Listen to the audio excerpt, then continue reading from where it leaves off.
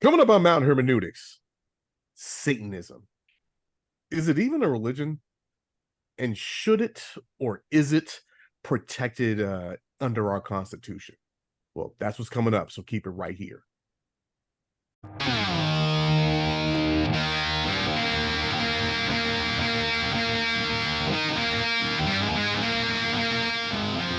You're listening to Mount Hermeneutics, where three Marines give their perspective on God, faith, and spirituality with a heavy lean on the divine council worldview.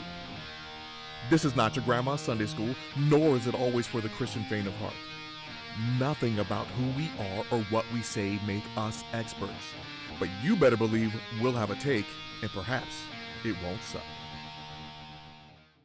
Dirty Marines, dirty air filters, dirty air conditioner, and those bitches have the heater on in the mornings. Make a new tradition. Stop doing Santa Claus. Knock it off. Repent. Fellas, what's happening? Hey, how's it going, man? Not bad. I think this week Nicky Ray's son Ethan, he was doing his concert. He plays the clarinet, and he's in, I think, sixth grade, so middle school. So I went to this Christmas concert, and it was about what you expected from a middle school band. The cadets, and then there was like an intermediate, and then there was an advanced. And the advanced was way more advanced, but still what you would expect from. It was a step up, but from a low starting point. Fun fact, Ethan chose the clarinet because Squidward plays the clarinet. Well, there's no worse reason, right? So I'm like, hey, go ahead, get it on, kid. You did a great job. You sounded great. And by the way, you look like Squidward up there, man. What's up? He's like, see, Mom, I told you. I was like, buddy. Is that a she's SpongeBob like, nice character? Yes, SpongeBob. Okay. I knew that. Yeah, I think I was dying this weekend also from probably COVID. I think I had a mini stroke. Who knows? Like, whatever. Like, that's not funny from you, man. But what you should see my wife's face when I told her. She's like, hey. But I mean, she's ride or die though. I think she mentioned that she was like, if you died of a stroke, I think I would just lay down next to you like Romeo and Juliet or some shit, and just like, I'm like, yeah, there's people that need you. Like, don't be crazy. But that is kind of dope. Sounds like she's been talking to Carrie. Carrie's the same way. Like, you go, I go. You out, I'm out. There's this country song called I don't know the title of it, but the hook is "Tell the grave digger that he better dig too." And, and that's one of Carrie's songs. And I'm just gonna die. It always makes me feel bad that I don't feel the same way. Right. I'm like, shit, I'm partying. You know, Brits will be without you spending all my money. I'm just gonna die alone, and no one would notice. Your cat will eat you. It'll be fine. Brian, I don't have a cat. Man? I've told you this. Cats are girly pets for girly people, and I am a manly man's man. What I have is a lion. A pygmy lion. A miniature. I'm pretty sure anybody she's a miniature lion. Any single man that owns a cat is a lesbian. That's what I'm saying. So it's exactly my point. You're just a lesbian. That's I'm all. Clearly not a lesbian, so I cannot. It's obviously, logically, it cannot be possible that I own a cat. I have you said clearly not a lesbian, but you have a cat, so you're obviously a lesbian. I don't have a cat. I have is a lion. You're objectively a lesbian. I don't think you know what objectives means, Matthew. So Brian, what's up, man? How's your week? It was all right. Just hunted with my lion, killed some prey. Like moths. Ate the carcass. Grasshoppers. Spiders. Just did normal bachelor stuff with my pet lion, you know. Like I always do. As one should. Right, yes. Yeah. Just make it do what it do, baby. Sometimes you don't want it to be like that, but it do be like that. It do be like that. Yeah. What about you, Matt? What's going on, man? Not a lot, man. Let's see, just prepping for Christmas, trying to wrap up stuff at work, the usual. Dragging my feet for my last minute Christmas shopping for those, where it's the 20th today. So this will be after Christmas. by the time everybody's hearing this, and I probably have just started. By the time you'll be seeing this or hearing this, I will have just started my Christmas shopping. So that's about it. Let's see what's new in the world today. You guys hear about this thing with Michael Cassidy in Des Moines, Iowa? Is that the? Are you talking about the satanic statue? Well, the guy's not a satanic statue. Yeah, the guy's a former U.S. Navy fighter pilot, a naval aviator, if you will. And a Christian. That's the guy who knocked down the satanic statue and decapitated it. Nice. Yeah. Yeah. So yeah, that was kind of quite the big deal. He got arrested for that, right? And he did. And had like a GoFundMe and came up with his 40K like in 0.7 seconds. Yeah, if I'm not mistaken, Matt Walsh was involved with that in the fundraising. I saw that on his Twitter. And TP USA as well. So Charlie Kirk's organization. Oh, nice. Also donated money to that. While he was down doing his TP USA event that went last week, lots of guest speakers were there and said things and apparently stuff. Ron DeSantis basically said that he had no problem with it. He was like, "Hey, do this in Florida." He had no problem with the statue itself or the guy knocking it down. No, the guy knocking it down. He was like, "Hey, come if you ever come to Florida, that's fine with me." Attaboy. Which I mean, it obviously begs a question, right? There's a bunch of questions that it begs. But what were you gonna say, Brian? I was gonna interrupt you and go off on a tangent, but go. Sorry. Oh, I mean, I guess, on one hand, the person in me, the human, says, cool. Like, I'm glad he knocked it down, defaced it. And then I have to start laying like all kinds of what ifs against it, right? Like our friend Michael Johnson always likes to say, if it was reversed, would it be okay? Right? Like, shout out Mike. He brings that up anytime we've had like a racial conversation, a person of color did X, and he always says, well, what if it was a white person, or a woman does X, and he says, what if a man did it? And that's always a great kind of way to look at things from the other point of view. And so, while initially I was like, point of order, cool. Mr. Johnson is black, so it's not a white guilt, white privilege thing that he's saying, point. Right? Because a lot of people would just play that off as like, oh yeah, a white guy would say of course he would. What say aboutism? That, right? What aboutism? That's a fair point. And he is a black PhD, and so he's molecular biology, I think. So I don't know, something all nerdy. It's molecular biology. Hit us up in the comments, MJ. Yeah, tell us what your degree's in. I was going to point out that he's black, but I figured as the white guy. It's fine. I have no problems pointing out people are black. Zero issues. So anyway, what I was thinking about it was, what if a Satanist had knocked down, a statue of Jesus, or a God statue, which I don't think God statues exist. But not for ours, no. Yeah. Or would it be okay to do it to a statue of Buddha, or whatever? Insert other deity, either real or made up. And it gets me thinking, like on one hand, I'm like, he's probably going to get arrested, right? And he probably should be arrested. But then that begs the follow-on question, should he? I don't know. What do you guys think? Should he be arrested? Yeah. I mean, beyond the fact that it's on public property, right? So like there's something that's just like, you can't just break things. Like, it's not yours to break, right? He broke a law. So yeah, but what law? And he knew he was breaking the law. I think he committed, wasn't it criminal mischief or and so on that line, I think yes, he should be arrested.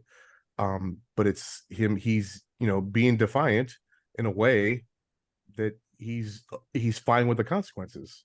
Yeah, I like the guy. I like what he did. I'm rooting for him.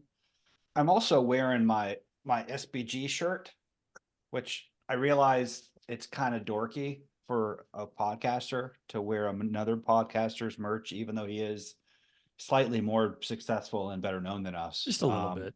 Yeah. I wear this just to let it be known that I like Matt Walsh. I watch him every day. I'm SBG for life. So there's no hard feelings when I say I think he's kind of an idiot on this topic. What did he say? Oh, I don't listen. I'm not a SBG. Well, he I did hear this take, so I'm curious Brian's take on Matt's take. He denied that the Satanic Temple had a right to put the statue up in the first place. He thought the Illinois state government was wrong to let them, that it's not a quote unquote legitimate religion. It's not what the founding fathers had in mind. And he boiled it down to this very kind of simplistic Saturday morning cartoon morality of Satanism is bad. Christianity is good.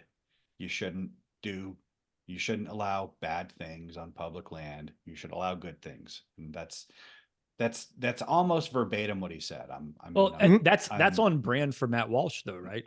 Yeah. Like that's and I think that mentality serves him pretty well in most things, because most of the stuff he talked about, it is, and I'm not saying Matt Walsh is stupid. I'm not. I'm an admirer. I think he's wrong on this particular issue. Most of the stuff he talks about, it is pretty black and white, no brainer, just cutting through the BS. Women are women, men are men, just asking what is a woman, and watching the feral leftists dance and tie themselves into knots. It's a pretty effective strategy for that and lots of other things. About this, it's a bit more complex. Like the idea of a legitimate or illegitimate religion under the Constitution, that's as fallacious and nonsensical as the idea of hate speech. It's a legal non-term. The fact of the matter is, if you're, as much as I dislike the idea of a satanic statue being publicly displayed to mock and troll a nativity scene and those who put it up, I don't know the legal basis to deny it. It can't just be, we don't like that. It can't be, it's not a legitimate religion, because there's no such thing as that under the Constitution. So I mean, if there's a legal justification to deny them that, I would sure like to know what it is. I haven't heard that, and I'm clearly the Iowa State Legislature hadn't heard it either. So yeah, I didn't read a lot about this, but I remember reading or hearing, I don't remember which one it was, that the statue had been properly applied for. They had permits or whatever the right language. Yeah, they went through all the proper channels, and they didn't just. So it could have been a statue to D's nuts, right? Like it's not the point. The point is, like, whatever it is, they got permission to do it. And now if I guess maybe what Matt's saying is the pretense under which they gained the approvals were felonious, maybe is what he's trying to say. I don't know. Dre, what do you think? Well, I think he said a lot more than just that. He laid out a bunch of stuff before he talked about, the bottom line of it's good and that's bad.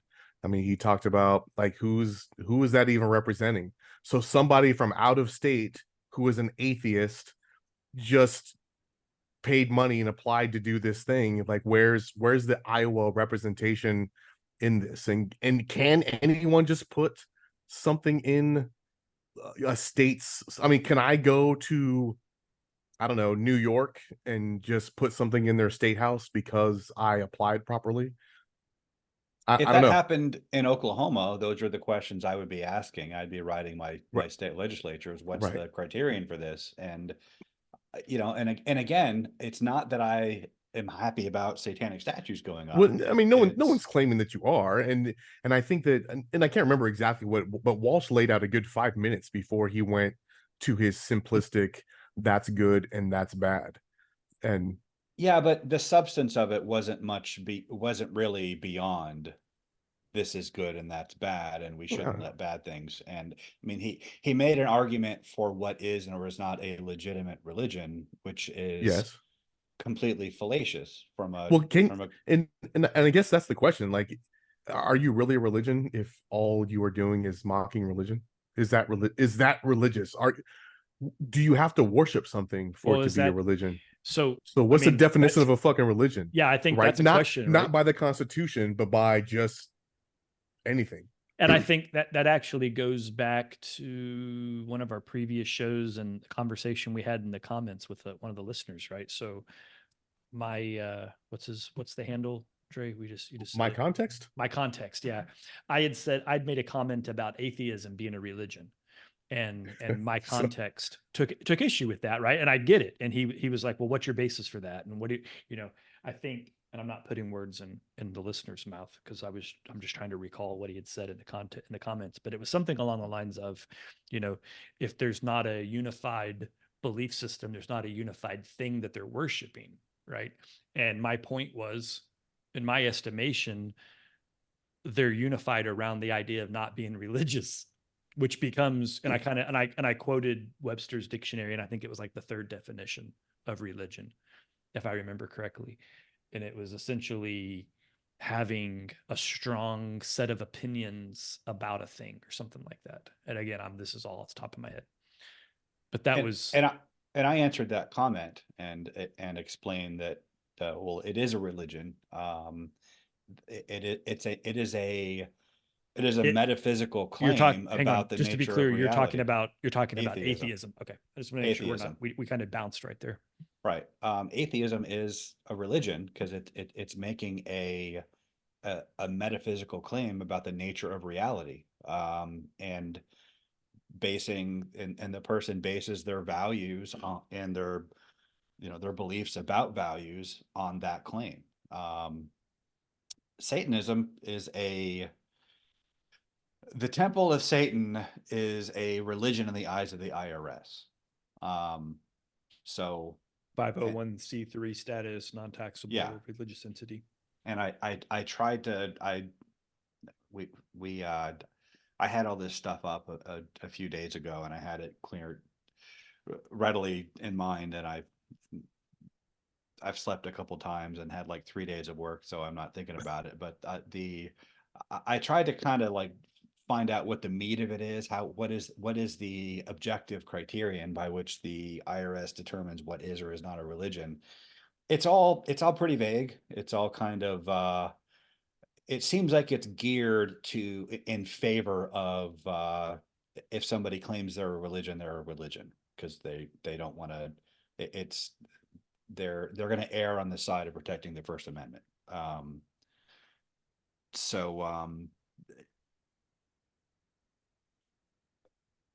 As far as the founding fathers' intent, though, no, they didn't intend for Satanism to be a religion. They thought they were thinking only in terms of Christianity, but not as a matter of government fiat, not as a legal requirement. It's Adams wrote, "Our Constitution was made only for a moral and religious people. It is wholly inadequate to the government of any other."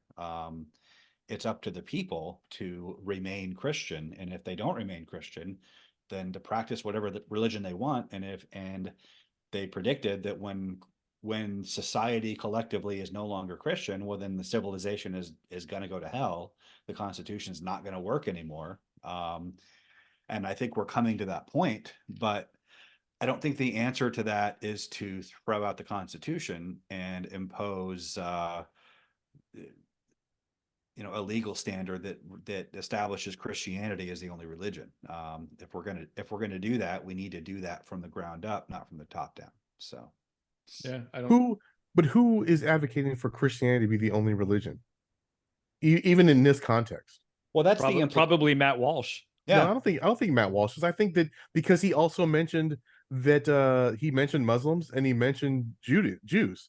And he's like, and those groups have those displays in state houses all the time. So sure, that's a fair point. And he did not advocate for, knocking down anything that's Muslim or Jewish. Even if he disagrees with both of those religions, he doesn't straight up call it evil. But when he speaks in terms of legitimate versus illegitimate religion and treats that as if it's a legal standard, No, it doesn't. It's not one step away from Christian nationalism, but it does provide a. I mean, that does provide a pretext for Christian nationalism, um, which is a whole other can of worms. Maybe we want to open that can of worms today. Maybe we want to save it for another I show. mean, But I think it's a little. I think some of it's relevant though, because I've had conversations here locally in Oklahoma with friends, family, and they get a little, I don't know what the right word is. They get a little less than agreeable to the idea of other religions, right? And then things like Christmas being a holiday, or I'm just trying to think of something off the top of my head, but things that tend to be codified in our law, in our legal system, that have Christian roots or Christian background, right? And some other organization will say, we don't like this, we don't want that to be a thing because it's Christian. And I'll hear people say, well, that's just the way it is. And I'm like, wait a minute, what if suddenly we had Muslims in power that could write laws and enact laws? Would you want Sharia concepts to then become codified and forced through our legal system? And they're like, well, of course not. Which is not like, hypothetical. And no, not at all. Especially if you live Minnesota. in like Michigan or Minnesota. Yeah, exactly. Did you guys see the thing about the flag? The flag, yes. That's crazy. It's the Somali flag? Yeah. Yeah. But that kind of stuff, right? I'm like, unless you want that to be okay, then you have to kind of pump the brakes when it comes to putting like overt Christian things and codifying that. So Brian, I think I'm kind of with you on that, especially because, and I'm the least Matt Walsh knowledgeable of the three of us, but I know he's openly admitted to, basically he would be what's the term he uses? A theocratic fascist dictator. Theocratic fascist dictator, right? And basically that's a troll on his trolls. He says it as a joke. Yeah, I don't think he is about it. I don't think he is in the slightest bit. I think he's being dead ass serious because, one, it's very Catholic of him, right? The Catholics tend to be a lot more theocratic than Protestants to start with. And I don't think for a second, I think Matt would simply say, this is the correct way to be. He'd be like the Mandalorian. This is the way. And, there's nothing wrong with it. I'm looking out for your soul. You should say thank you instead of arguing with me and go about your day. Hey guys, can we pause the show? We can. Okay. But he still has to. Now we're back on. So anyway, I don't think Matt's being that tongue in cheek. I think he's being flipped to not make it sound like he's being hateful about it, but I think he's telegraphing his belief system. And I get it, but I mean, I wouldn't want him in charge. Nor does he want to be in charge. And that's I agree with you, but I wouldn't. I would feel like I was overstating it if I said I just agree with you flat out. So I think he leans toward that. Brian agreed with me. Black Bull 25. People watching right now, like, what? Ah, there it is! Yay! We're man children. But but seriously, like Satanism. Yeah, I'm with him. Like, get the fuck out of here. Like, I mean, it's pretty dumb. It's super dumb. Here's the thing. Like, what if, and here's what I think the founding where like you invoke what the founding fathers would want. Spirit and intent versus the actual word of the law. Well, imagine if those Satanists were transphobes. What if they put up a statue mocking trans people? What would the public reaction be to that? Would it be one guy who goes in and takes it upon himself to behead the statue, or would there be an outrage mob that seeks to find out the names of every single person responsible and call their employer and demand that they be fired? Would their bank stop doing business with them? Would they be cut out of society for their transgression against social norms? Well, of course, we've seen that happen to people. But if you're a Satanist and you want to mock Christianity, nobody really bats an eye. But I think if we lived in a more Christian society, if Christianity held more sway,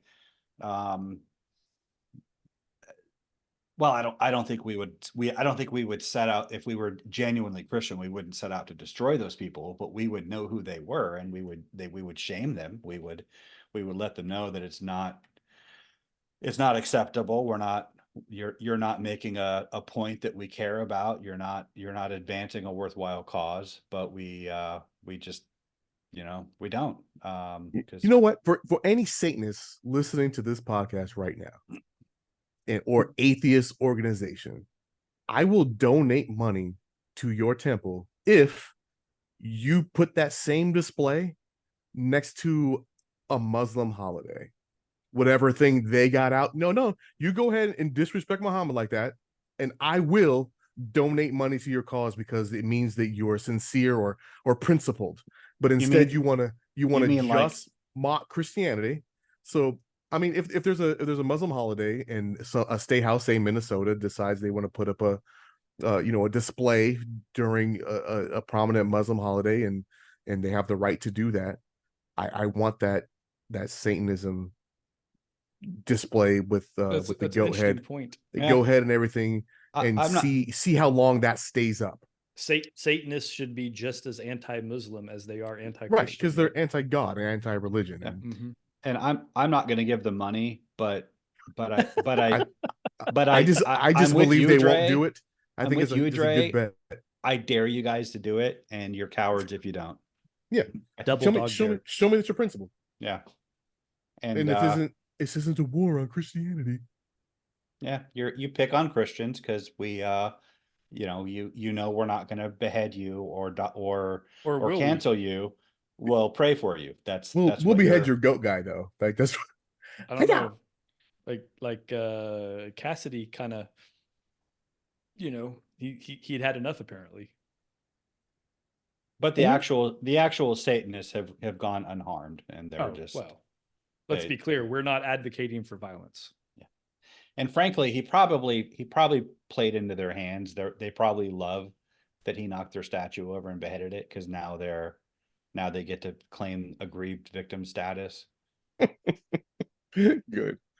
I mean, because especially the Satanic Temple, because that thing is so. I mean, it goes way back to 2012. I mean, think about the time-honored tradition of the Satanic Temple in 2012. I mean, they're established a year longer than, say, like Seahawks fans. That's all I'm saying. Like, well, you could say that they're an offshoot of LaVeyan Satanism, which is 1966. The 60s. Yeah, the late 60s. That is, wow. Which you could say is an offshoot of Thelema, invented by Aleister Crowley, which was an offshoot of Ordo Templi Orientis, which was an offshoot of the Hermetic Order of the Golden Dawn, which was, etc. Yeah. I think my favorite part that I thought about you when I was looking up Anton LaVey. That made you think of me? It made me think of you and how this I can't find it, but one of his books and some of his philosophy he was borrowing from Nietzsche and Ayn Rand. Yeah, it's basically Nietzsche, Ayn Rand, and I thought, I'm like, yeah, he's mashed together with some Dungeons and Dragons and some Aleister Crowley, and it's that sounds like a pretty dope metal song. Funny thing, Anton LaVey hated metal. Look, man, how fucking Satanist can you be if you don't even like rock? I mean, homeboy he hated metal. What did he listen to? Folk music? He played the accordion. He played the lyre. That's exactly what a devil worshiper would do. I mean, he claims that he dropped out of high school and joined the circus. And when he joined the circus, he played whatever the circus. What's that thing with this? He played that, and he was a cage boy. And really, yeah, he worked at carnivals. But then when you speak to any biographer that talks about him, that's all a lie. Like the dude No, can't even tell the truth about being, BT Barnum, right? no, Like he worked at a car wash. He dropped out of high school. the dude I clown. can't get past the fact he didn't like metal. Didn't like That's metal. that's the most unmetal thing I've ever heard. Right? And I was like, I can't take you seriously. You don't even like metal? He's like, it's too loud, hurts my ears. It's so aggressive. Yeah. I think that's when in 1975 when my man Michael Aquino split off from him to become Cetus. He's like, oh, you don't like metal? That's the last draw. I'm out. He claims this like satanic philosophy of what real Satanism really should be about. But it was really about the music. He's like, well, you don't even listen to Sabbath? I'm out. How can there be like Maiden? how can there be real or fake Satanism when they're like by their own account, they're just making it up as they go along anyway. It's just I think Aquino he has like a PhD in like political science, and he was in military studies, and he was like a legit type leader guy. But I think he was more of the Aleister Crowley type. He believed that there was actual magic and there are supernatural forces. So I think this other guy was once he down. realized that LaVey didn't believe in any of that stuff and it's all a show, I think he's like, no, I need to start my own thing. And they're so robust. I think they have 500 members today. So I have a question.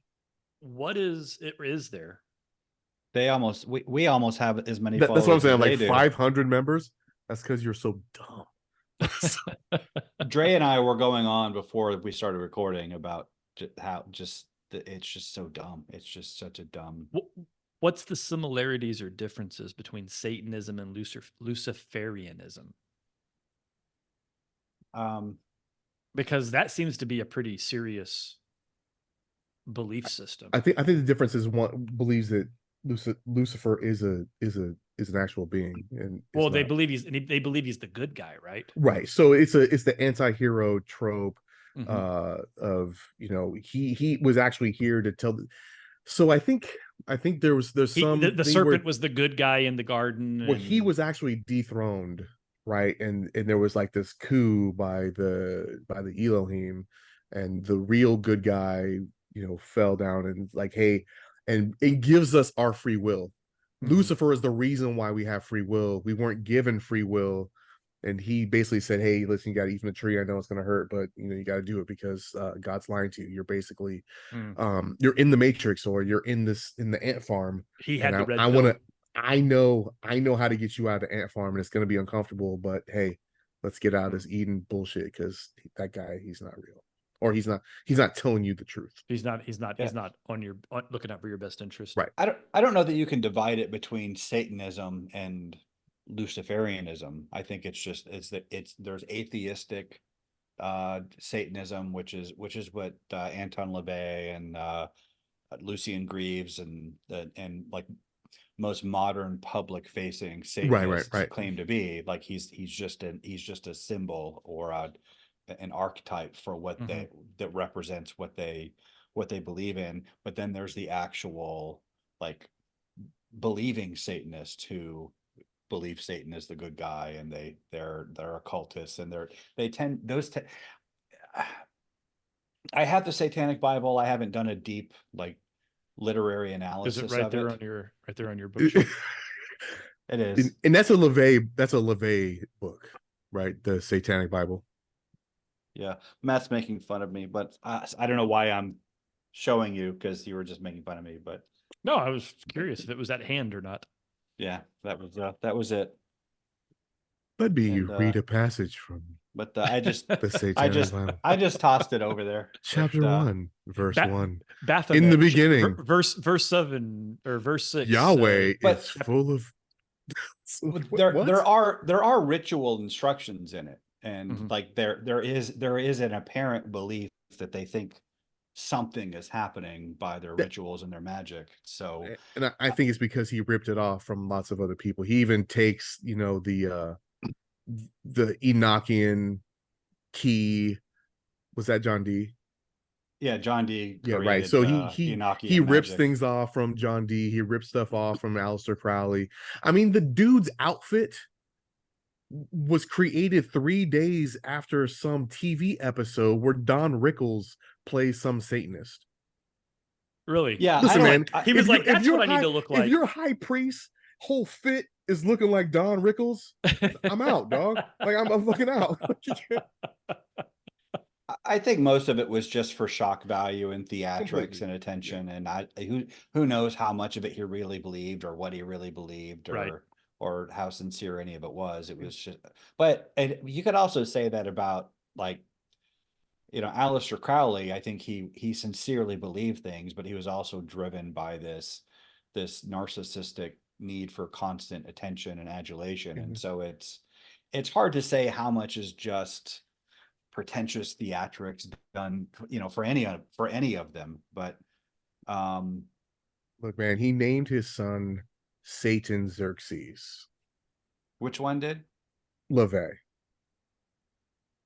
Satan Xerxes. Oh, it's this dude. I never looked him up. It's that bald-headed dude. Yeah. The guy who like every photo he looks like he's just Mephistopheles. Be impressed with me. Be impressed. Yeah, I'm intimidating. Like you. Yeah. But I think a thing you mentioned about their narcissism, the one kind of through line through all these different sects of Satanism is the worship of self, and it's how to make yourself and self-determination, and nothing else matters but your pleasure and what you want to do. And I see that being a trickle effect in all the secular stuff that we do here, in the Western world today. Everything's about, is it, you just like linking it to like hedonism? Yeah, kind of. Well, Aquino and the Setist, he takes a step further because he believes in human deity. Like if you do the ritual properly and often enough and believe, then you actually become a god yourself. Or like good old Satan. I think it's more than just hedonism or even just basic what we would call selfishness. Like a few weeks ago, I talked about how Ayn Rand's moral philosophy is actually probably the best representation of what you find in the Bible, where the self is the basis for morality. You serve your own interest. To love someone is you value them. Jesus died it was for the joy set before him that he endured the cross. Like Jesus thought he was getting something for his life that he valued more than his life by dying for us. And so it's not selfishness in the colloquial sense, but it's selfishness. It's self-centered in the sense, the purposeful opposite of giving, basically. Well, it's not altruism as we typically think of it. It's not right. Where like we speak of morality as if good equals selflessness and negation of the self, and evil is self-driven, and it's not. I reject that description of morality. The man who dies for his country thinks he's getting the man who willingly dies for his country believes he's getting something that's worth more than his life. The person who sacrifices himself for his loved ones is because he loves them. The fact that Jesus died for us speaks to his love for us, not to his selflessness. If that makes sense. It completely makes sense. I don't think anybody is disputing that, because I think what we see today is an entitlement. But I want to contrast that with the Satanist selfishness, which is it's the same basic principle that you find in Aleister Crowley's Thelema, which as Dre pointed out, sees the self as a deity in its own right. It's the self is the center of the moral universe. Like genuine Christian morality, yes, you are and this is kind of something I regret not getting into more when we discuss the moral argument, but morality in practice and execution, it is subjective in the sense that, you know, we speak of morality and values in interchangeable terms. It's about what you value. You have to value it. There has to be a person to value it. But we recognize that, like, if someone's values can be wrong, if somebody is misprioritizing, if they value something lesser over something greater, then that's perversion and evil. Well, how do we evaluate that? What is our objective standard for determining which values are rightly prioritized and which are not? Well, that has to be, by definition, God. When Satanism makes the self the god of the religion, you are the absolute. You become the objective arbiter. Yeah. Your own standards are that's. And I'm with you, and I'm not trying to split a hair, but that's essentially what philosophical hedonism is, right? Sure. Whatever seems right to you is right. Yeah, I just wanted to distinguish between that and hedonism in the colloquial sense. Yeah. No, I meant it. Okay. So for those listening, when people today say hedonistic or hedonism, it tends to just imply sex or food, and it typically just means gluttony and lust, right? But the kind of the philosophical concept of hedonism, and any of us remember who coined the term, which philosopher it was?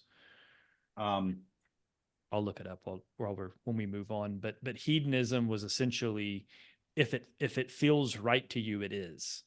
And so it could be the opposite of the things that we call hedonism today colloquially, right? It could be sleeping, or it could be anything, right? It's just, I think, and that's why I wanted to interrupt what Brian was saying, was just to be clear that I want to say it's Epicurus. That sounds right. I think you're right. I think it is Epicurus. I think Epicureanism was hedonism. That sounds. I feel like I'm going to look it up and it's going to be wrong, but it doesn't. You know, you guys can get your money back if we're wrong. It's like a thing with, you know, without regard of someone else or their intent, for kind of like our intersectionality issues that we have, or people living their own truth. So they're offended at something that somebody else said, even if there was no intent behind it. So it doesn't matter what the intent is. It matters how I feel or how I took it. Like that, to me, that's self-centered. Like everybody else gets a say. And if they don't, then you live your truth. It's, to me, it's pronouns, right? I demand that you describe me in a way that is meant for you to describe me. It's like making up your own nickname. Nobody appreciates a dude that wrote his own nickname, right? You get your nickname through whatever reputation you have, or what somebody else thinks of you, or what you look like. Sometimes they're not flattering nicknames because you have a jacked up nose or a crooked finger, or right, you know, you walk with a fucked up gait. Like that's the way you get your nickname, or the name that's not your name, like a pronoun. So, I mean, if I see you as this thing or this way, then it doesn't matter what you think it is. Yeah, I agree. Yeah, and it's you know,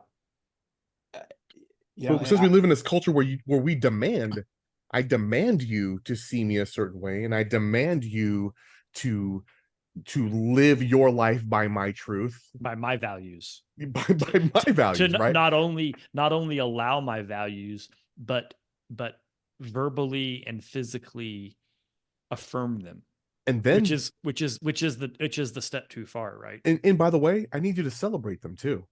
I need you to have, you know, and if you don't, it's literally violence. It's literal violence. I think you guys are onto something. I think of myself a certain way. I get to impose that view on you, and you have to accommodate me in it, or you're a bigot. Oh, you forgot the intersectionality part. You are a white male Christian, so you're like right here. so everyone Dre's pointing down for those that can't see. Everyone else is, because you're automatically the bigot. I mean, IBM, Red Hat said so. I'm not any of those things, Dre. Oh, I'm a lesbian. Well, Oh yeah, that's you right. know what? Come to That's think of right. it, We can't have it both ways, Dre. Brian's caught us that one. That one. You know what? Fine. You know what? I stand corrected, and Don't deny me my lived experience. I am. Though I'm a black man, your LGBTQness That's right. That's trumps right. that. That's Trumps right. that. Yeah. So I'm also not to mention my mom's white, so I didn't really live a black experience anyway. Yeah, so. it trumps it. Just ask Dave Chappelle. I was cashing in. I was cashing in on being half bisexual, but now I'm full lesbian. It's the cat thing. Were we recording when we called him a lesbian? She's a lion. I don't know. I don't know if we were. I think so. Yeah, we were, because he was talking about the cat. It was during his intro. At no point have I said I have a cat. But you admitted to being a lesbian. So by what is it? Transitive properties. You have a cat. If I can have it both ways, you can't have it both ways. Look, if I'm a lesbian and you guys agree that I am, then I get to impose my view of myself on you guys, and you have to agree that I have a lion. Which means I'm not a lesbian anymore, which means I don't get to do that. Which means we're back to you being a lesbian. Which means I can. Because you have a cat. And so we're about to open a wormhole. Like, I'm allowed to have a cat because I live with a woman. In fact, I lived with 3 women. You're not allowed to have a cat. She's allowed to have a cat. Correct. I live with a cat. That's a different thing than having a cat. Right. So I think we're I don't think we are. I think men having cats is kind of the same as the Church of Satan. Like, I don't know. I don't know. I'm actually a dog person. It was funny is I actually like cats. For the record, Matt does not like cats, but I like cats just fine. I don't really like cats. I didn't. They mean make to me have laugh. A cat. Anyway. I didn't mean to have a cat. It just they're kind of evil. They're basically just reptiles. They're super evil. That's why I don't like them. Like their physiology, I'm fine with. Like having a sleek little murder kitten in my house is like kind of a dope idea. Right. I don't like their temperamentalness and the fact that they walk up and like, "Hey, pet me," and then you pet them and then they bite the shit out of you. And you're like, "Why did you do that?" Cats are genuinely assholes. I do love my pet lion. But I recognize fully that she is just a reptile with fur, and that if I was somehow inexplicably shrunk down to rodent size, she would know that it's me, and she would happily torture me and eat me. I think so. Yeah. But and that's the difference with a dog. A dog wouldn't. A dog would be like, "Why are you so small, bro? Hey, we gotta get you back to we gotta get you back to your normal size. We're gonna go do stuff. I'll get you around. Here, get on." Yeah, that's the difference. I think that's a great point, and that's why I don't like them. I don't trust them. So about the whole like I get to define reality and impose it on you. Yeah, go ahead. Little aside. Apropos to nothing. I mean that kind of defines our culture. I 100% blame the church for that. Wow. 100%. 100% blame the church. What could the church have done to stop that culture from happening? Literally anything. Being the church, for one thing. Okay. That's the main thing. If we had a functional church that was doing what the church is supposed to do, we would Christianity would have more influence. We would have Christians who know why Christianity is true, who can defend it, who have the conviction and devotion that come with that knowledge that it's true, which would lead to the what the Eastern churches call theosis. They would actively participate in the divine nature, knowing that the promises are true and that the stakes are real.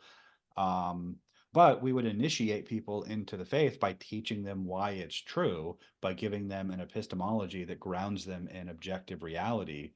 What we have instead is, I mean, if you ask your garden variety Christian or a churchgoer, I should say, well, why do you believe all this stuff? Why do you believe God exists and the Bible is true and Jesus rose from the dead? They'll say something like, well, it's what I put my faith in. Or the Holy Spirit convicts me that it's true. But it's obviously that's not, it's because I put my faith in it. That's not an answer. That's just a restatement of the question. But we've turned faith into something that is entirely subjective and self-defined. We haven't, like, people aren't equipped or even asked or even know that they should examine why these things are true and build their worldview from the ground up based on verifiable facts and evidence and truth and logic. But because we have that idea of faith, that faith itself is a way of knowing something, like it's valid because you believe it. Well, why doesn't that work for everything else? If it works for Christianity, why doesn't it work for my gender identity? Or or any other set of values that I choose to have based on my id and my cultural conditioning. I mean, all of this is, and a lot of this happened because I've told you guys this, these anecdotes a million times back before I was a Christian, and Christians would invite me to church and I'd ask them these questions and they'd be offended that I didn't already believe or already take it for granted. And when we were growing up, Christians often just sort of assumed the cultural right of way in all things because we're a Christian nation. If you're a good American, you believe Christian things and you give Christians their way. And of course, there's a nativity scene at the state capitol. Why wouldn't there be? We're a Christian nation. Mm-hmm. You're the weirdo if you're not down with that. And that's basically, that's how we argued. That's how Christians argued our case. It's just, we kind of took it for granted. And so hang on, Brian. I don't disagree with you. And there's not a but. It's not that I don't disagree with you, but my question is it really the church or the lack of the church? And maybe it's the answer is it's their absence in all things American. Maybe that's the answer. But I mean, for the last 50, 75 years, there's always been kind of the common phrase that you don't talk about politics and religion in polite company. Yeah. Right. And I feel like that is as much, if not more, to blame for what we're talking about. Because even if the church, assuming there was one cohesive church, was off doing all the things you talked about, culturally, there was still that concept of we don't talk about this in polite company. And so, yeah. Go ahead. No, I think it goes to our comfort level, and it has to do with just being straight up lazy. I think there's so many aspects where this is evidence, right? You have a super rich dad that came from nothing and makes them self-made, right? And then the children are just kind of climbing on the coattails of that. They don't learn the tricks of the trade. They don't become innovative. They become lazy. You have immigrants that came over a long time ago and they worked really hard to assimilate, and they learned English and they came up with all these trade skills and were proud to be here. And then their kids just kind of took it for granted that they're here. I think so many different aspects of our life, due to, say, technology or just things being set a certain way in the comfort of our US-ness, our Constitution, that we just forget the origins of almost anything, right? We just like, oh, it's this way because it's that way. And then I don't know if it's really the church's fault more than it's the congregation's fault for just that's being kind of what lazy. I was getting at. And, well, I get that it's not the the absence of church. I think it's the absence of just like straight generational parenting, because you just take it for granted. Well, how do you distinguish between the congregation and the church? Well, I mean, that's a good question. Fair. This is circular, right? Like it's fair. The culture has slid because the church has slid, or the church has lost focus. So because of that, it's just like, it's no different than saying Marines today are soft. Well, why are Marines today soft? Because staff NCOs are soft, right? Like Right. If anybody wants to tell me that young privates and lance corporals aren't the way they used to be, it's the staff sergeants and the gunnies' fault. It's Because those staff NCOs aren't laying the hammer down on the sergeants and the corporals. And Gen Z did not get their ass beat, and it shows. Right. But whose fault is that? Right. It's Gen X. To your Matt, to your observation about how you're not supposed to talk about politics and religion, I'm well aware of that social convention. I reject it. Well, so do I. I mean, the three of us do. That's why we're here, right? Well, but my point is that social convention came about because people weren't strong enough to defend it for real. So they would, they just didn't have an argument for it. So that's why somebody did, then they got hurt, right? And to Brian's point, when somebody would ask the question, nobody had a good answer. So they were like, how dare you ask me the question? And that how dare you, because they were caught off guard or unawares, turned into, don't ever do that to me again. Don't put me on the spot like that and ask me about my religion, you son of a bitch. It's kind of like when I ask a doctor about nutrition. But think about both of those. Like, if you're a Christian and you love God and Jesus Christ and you've devoted your life to him, why wouldn't you be thrilled to talk 100%. About your religion? 100%. Like, I don't like this. I'm not bragging or anything, but the fact, like, I have a harder time not talking about religion. Every time I get into a conversation with anybody about anything, within 5 minutes, I've in talking about it and opining about any given social issue, I have related it back to religion. It always goes back to first principles. What is ultimate reality? What is true?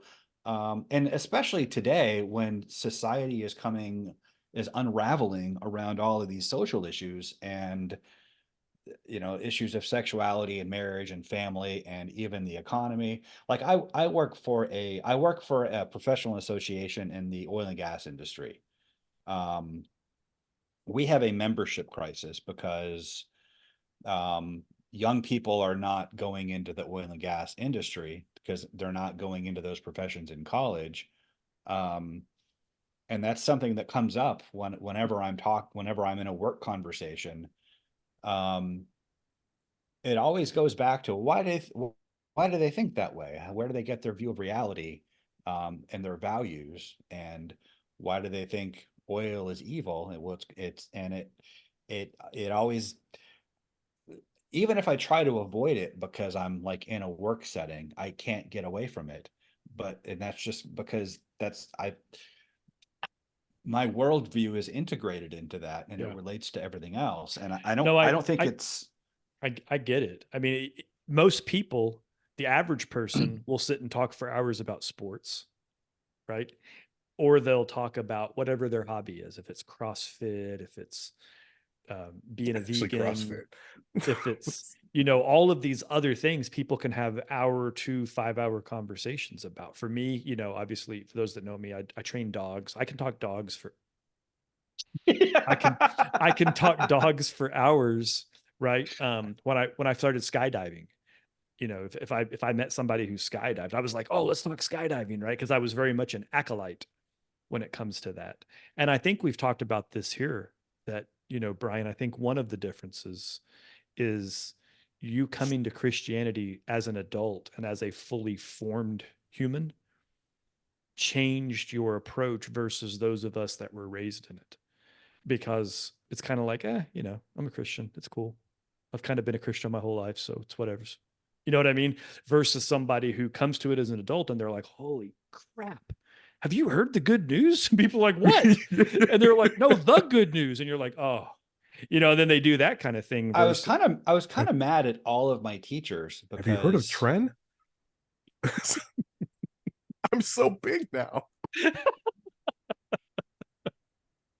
That's Trenbolone for those that are listening at home. Is that steroid? It is a anabolic. Yeah.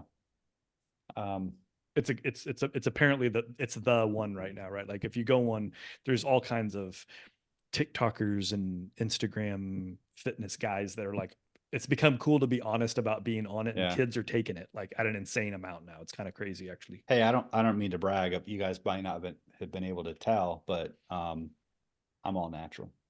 You're natty. I'm a natty. I'm going to send Kenny KO to talk to you. I don't know who that is, but he's an Instagram guy that goes up to people and asks them if they're natty or not. Yeah. to goad them into lying to him. I'm the guy that I can pass that test. I mean, so what were you starting to say, Brian? You were mad at your teachers? Why? Well, they didn't teach me how to use roids, and now I look because like they weren't natty. Yeah, they lied to me about what results were possible, but by natural means. But them sons of bitches lied to me. Well, I became a Christian when I was in the Marine Corps. Read through the Bible a couple times. Got to the end. I wanted to know I wanted to know what happened after that. So I just kept reading church history and Roman history, and like some of the stuff that I had heard in school was like, oh, I remember hearing about that guy and that guy, but they just gave us like names and dates, and there was no narrative to it. There was just no it's like they had to go out of their way to make it boring. Yeah. And I didn't learn anything in school, and the reason I think is that they were so paranoid about church and separation of church and state that they left out any of the motivation of the people involved, which was always religious. Like we treat religion as if it's not important. Nobody told me, like in so many words as a kid in school, that hey, religion is frivolous and silly and not worth learning about. But that was the implication, because we never heard about it. The one exception was I had a history teacher who told us about when Xerxes, before the battle of the Hot Gates or Thermopylae. Yeah, he for those at home, that's the movie The 300. 300. Yeah. Well, Xerxes was mad at Poseidon, and so he had his men flog the ocean, and like, that's ballsy. But when you're a god king, I guess you. Yeah. I mean, you do what you want. But imagine how pissed those guys were. You want us to do what?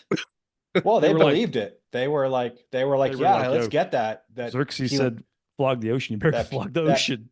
That puny Greek god. We're gonna flog him. But remember the class thought that was hilarious, because like it was just so far outside of our mindset. And but the tone of the class kind of turned to mockery, like, those stupid Persians. Like, why would they think that? But like, with no conception of why we don't think that way anymore. It's not because of the Enlightenment or because of science directly. It's because of Christianity, because we don't believe nature has agency anymore and can feel us flogging the ocean when we're mad at Poseidon, because of the advent of monotheism. And that's just one example of how. Whoa, hold on. But what about my Dodge that puts out all kinds of carbon, and Mother Earth gets very angry with me? And we're regressing. Probably the state of Oklahoma. Are you talking about your Joe Dirt truck? My Joe Dirt truck.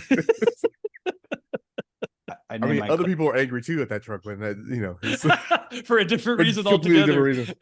Actually, I get nothing but compliments on that truck, by the way. And Delaney gets hit on when she drives that truck. I'm sure she does. Like, they're like, oh shit, what's up, mama? Right. For the listeners at home, Dre has I'm just gonna guess. Don't correct me, Dre. It's like a 1999 Dodge Magnum pickup. How far off am I? It's a 98 Dodge Dakota. 98. Yes. and it's red and it's lifted. It's got kind of big wheels. It's black, but is it black? I thought it was red. Yeah, it's like black, poorly wrapped once upon a time, so it's just like peeling blackness. Oh, okay. Kind of like, but it's as beautiful as it sounds, and it's off brand for the Bibbs family, which makes it even funnier. I mean, she drives a 2019 Mini Cooper convertible, right? Yeah, it's just nothing about the Bibbs family that screams pickup truck. Dodge Dakota V8. Her car sounds like the shuttle for the truck, right? Yeah, it's pretty funny. So I have a question. Oh, hang on real quick. Just no, yeah, because it's happening live. So my cousin Zach is messaging me because he's listening to our most recent episode right now. Oh, nice. And he asked me to cancel Brian for not admitting that taxation is theft. He just hit that part in the thing, and I just got a message out of the blue, and I thought that was hilarious. So that's the Zach. And Brian, unfortunately, today is canceled. That's appropriate for exactly. Sweet baby gang. Just for the record, I said that taxation is not in principle theft. It is in practice the way we do it. So, hey, you're either a Satanist or you're not. I mean, you're either a lesbian or you're not. Taxation's either theft or it's not. If I'm a lesbian, how offensive can we get tonight? I don't know. You can't be kind of pregnant. It can't kind of be theft. Well, but the lesbian thing, that puts me on a self-refuting loop. It's like a grandfather paradox of intersectional moral authority that cancels itself out and then regenerates itself. So I've heard it said that religion is a way that we can control people. I'm coming with these thoughts real time right now. Okay. And but then I ask, like, you talk about how your teachers, Brian, didn't say a certain thing about, or give personality to people that were of history. It's worse than that. They simply didn't teach history. Right. So I kind of feel like that's by design. That there's kind of this socialist, communist, secular thing that's been throughout kind of the very, very early on in our country, and I feel like that is actually more controlling of people, because a lot of people, I turn away from religion because I want to be free. I turn from religion because it's it's freeing. I can do what I want. But then when you get into the secular world of religion, you get all kinds of new rules imposed on you, and you're actually you're forced to conform with everybody else, regardless of what your true convictions and principles are. You have to conform. I think you're onto something, because we've had conversations on here, talked a little bit about I ride a motorcycle, right? And a great example of what you just said is the motorcycle culture. Sure. So outlaw motorcycle gangs, as they're referred to, one percenters, they live in this counterculture, right? And it's very much derived from exactly what you just said. I don't adhere to the laws of man, and the law can't tell me what I can and can't do, and I come where I want and go where I please and whatever, right? But yet the minute you join that world, they've got all their own laws. Yeah. You can't dress a certain way. You can't put this on your vest. When you ride, you can't pass this way. And if you're this kind of guy, you have to do this, and there's like customs and courtesies in the way you speak to these guys. And like, it's all crazy. And there's more rules than there are not rules.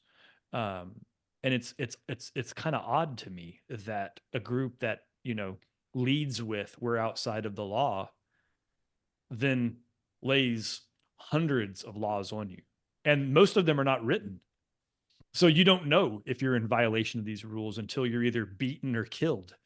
Like, it's like you make a mistake and then you get educated, as they call it, and then you either learn or don't. It's pretty freaking wild. There are basically two motivations for human behavior.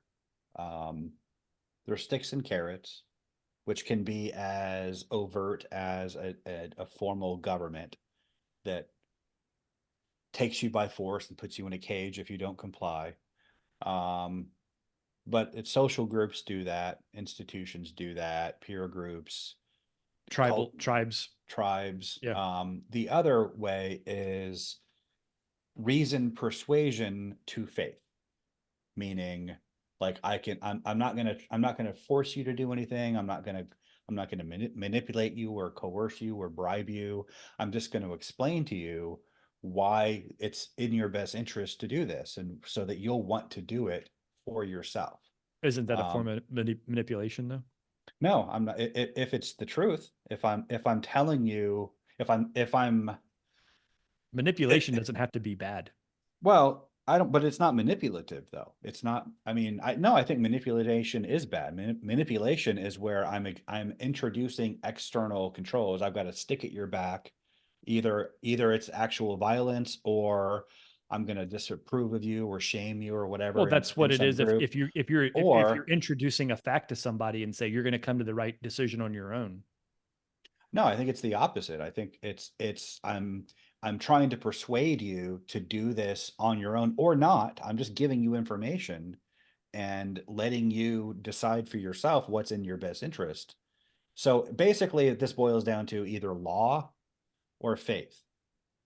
The whole point of Christianity, of the new covenant, is salvation by grace through faith, not by the works of the law. As in, the old covenant was sticks and carrots. It was, you, in order to be a member in good standing of the Jewish community, to not get rocks thrown at you or exiled, you comply.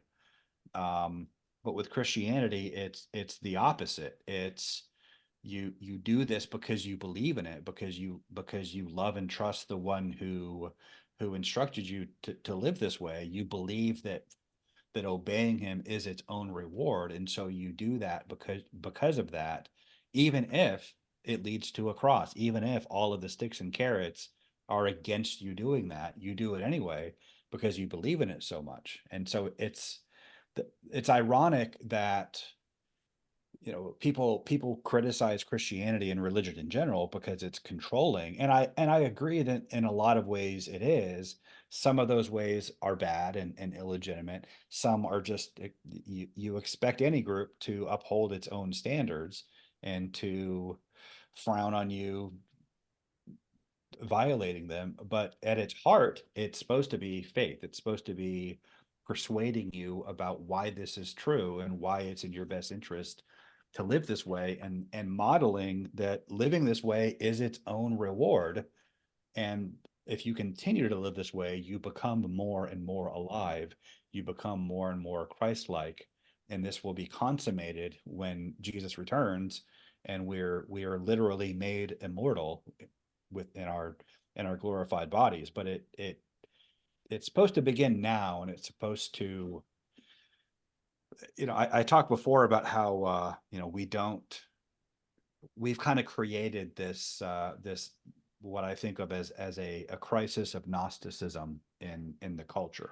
Like, everything is self-defined and subjective. If I feel a certain way in my soul or in my spirit, it doesn't matter that biologically I'm a man. If I feel like a woman, I'm a woman. That's essentially what ancient Gnosticism was. The truth that saves you. It's a spiritual truth, and it's internal and subjective, and that frees you from the prison of your body. But the reason we're in this crisis of Gnosticism is because the church teaches this subjective idea of faith. I think if there's a genuine church reform where we correct this, I think it would look a lot like the Vulcan logic revolution from Star Trek. It wouldn't be the purging of emotion. You mean the Japanese in the 1950s? What? I'm not familiar with that. I just, so they went from this imperialistic, warring, kind of crazy country to this peaceful, kind of centered, an entire change of culture going on in there.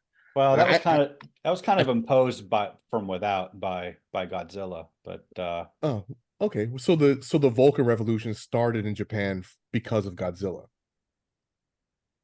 the king of the monarchs or the queen, whatever. I don't know.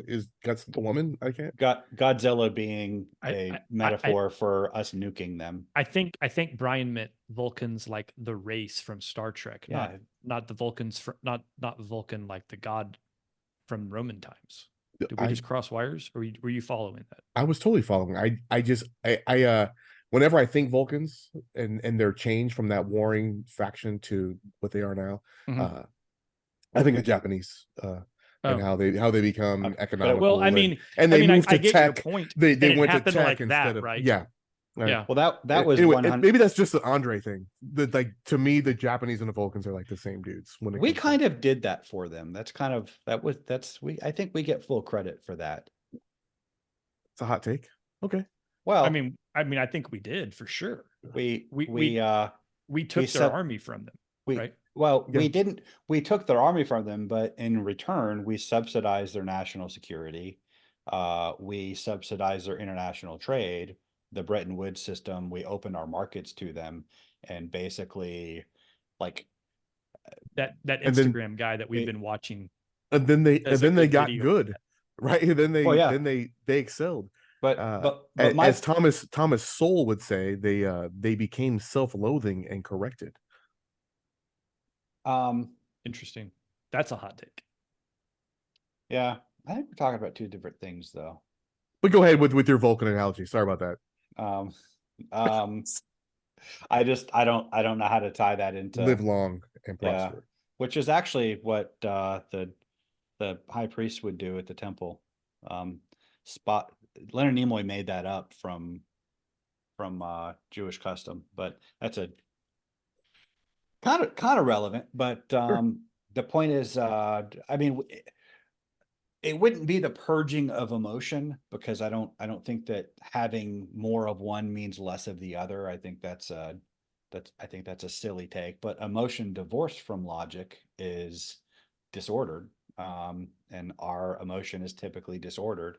And Christianity is about rightly ordering. It's about self-control. It's about self-mastery, and transcending our animal nature and becoming more fully human, more in the image of God. And I think that if we look to the example of the apostles and the Jewish people in general, that begins with reason. How is that different than, say, the Jedi, a Taoist? Well, how would it be similar to a Taoist? Isn't it about them balancing emotions being with centered. Logic and well, it's more being a higher self and being more at one with. And Taoism is really big on rejecting impulses and hedonistic concepts, right? Taoism is about being aligned with the patterns of nature and kind of like going with the flow of the universe. And I would say that Taoism would see. Hence my question: how was that different than Taoism? Well, that's what I'm. And now you're answering it, so I don't understand what your first question to me was. Well, why it's similar? I mean, I don't know that it's necessarily. The emphasis is not on logic as an initiating principle. It's not. It's more about kind of subjecting yourself to the flow of nature. I mean, an argument could be made that it's logical, but I wouldn't say it's identical to what you find in Taoism. Okay. Taoism sees it more as logic and emotion in balance, as if they are equally important. Whereas what I would say the biblical teaching on them is that, I mean, if you read the book of Proverbs and Ecclesiastes, it's that logic and reason come first as the foundation, and then emotion should be subordinate to that. And like, as I read 2 Peter 1:3-11, where he talks about you make every effort to, because of God's promises about participating in the divine nature, therefore make every effort to add to your faith excellence, knowledge, self-mastery, perseverance, godliness, brotherly kindness, love. But it begins with faith, and it means faith in the sense of we put our trust in God through Jesus Christ on the basis of the evidence for why this is true, for that he rose from the dead, that God exists, as we can discover from nature, by rational observation and reasonable inference. But the point is, it has to begin with reason and evidence. It has to begin with a solid epistemology, knowing why we know what we know and how we know it, and reasoning correctly from there. So did I answer your question? Well, are we going back to my question of is this distraction by design? Is this to get us I out of forgot that? we hit that point. Yeah, we've moved around a little bit. Is it on purpose? Is there a force, or is there, they want to move us away from what the three of us believe is correct? Are you talking about the Gramscian march toward communism, or are you talking about the divine council worldview? Yes. I think it's more the latter, yeah. Right? It's definitely more. I mean, if you were to take a big step, a cosmic step back, and say who wins with the current pathing of society, I think you could put a lot of people on who wins, and at the bottom of that is God, right? And near the top of that would be the opposite of God. And that fake ass religion that doesn't. Well, I mean, I wouldn't say Satanists. I don't think Right. Satanists win. I think they lose also, in all seriousness. But I think the enemy wins by society becoming further away from anything that resembles where it should be, right? Yeah, I'm not saying that to be like back in my day, or it's not. This isn't a boomer thing that I'm coming at saying it's gotten so much worse, although it has. The path has gone. It's not like we've been in a straight line tangent. We're curling, right? Like we're curling away from where we need to be, so that we're getting further and further. I think we should kind of define what we mean a little better for the listeners. Because we haven't talked much about the divine council lately. But I mean, the bottom line is that if you read the Bible, if you believe it, if it's true, if Jesus rose from the dead, if Christianity is true, then we're at war with dark forces who control the world. There's this council of beings called Watchers, called the gods, the sons of God, who were delegated by God to rule over the nations because of the rebellion at the Tower of Babel, because of the rebellion at Mount Hermon. But and I'm not going to review the whole thing, but the broad. Well, I'm like, why stop now? Well, I left quite a lot out, but the bottom line is that the nations are under the control of the spiritual forces of darkness in the heavenly realms. They've been condemned. They're under a death sentence. When this gospel of the kingdom is preached to all nations, then the end will come. When the church succeeds in its mission to reach the nations, to advance God's kingdom on earth, then Jesus returns and their sentence is carried out. As long as they can delay the church, as long as they can keep us from doing our job, then they're extending the clock. They are effectively immortal until we get it right. And this grates a lot against a lot of what Christians believe about end times. They think that we're just supposed to kind of passively wait. It. Yeah, we're just kind of on autopilot. God's got the day planned, and he does know when the day will happen, but he's given us a job to do, and as long as we're not doing that job, their time runs out, and we can see how Christianity is losing ground, and a lot. It's not because the church is fighting and losing; it's because the church isn't fighting. We're just so two thoughts. One, I'm gonna disagree with one thing you said there. I'm gonna challenge the concept that God knows the date, because if it hinges on our action and we have free will. This isn't the conversation to get into a full-blown argument about open theism, but I have a different take on that, but we're in alignment enough that I don't think it matters. Yeah.